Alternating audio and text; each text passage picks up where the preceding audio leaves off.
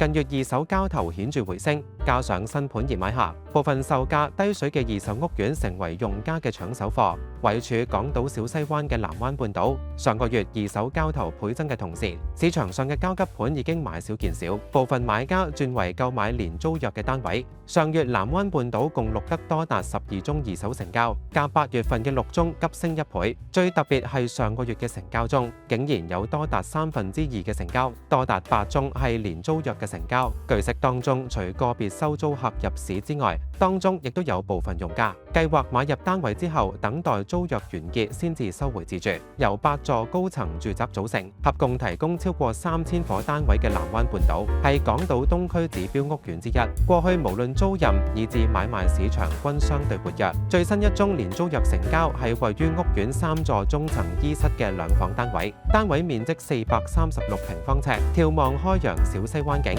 最終成交價為638萬元，折合實用尺價為14633元，單位連租約交易。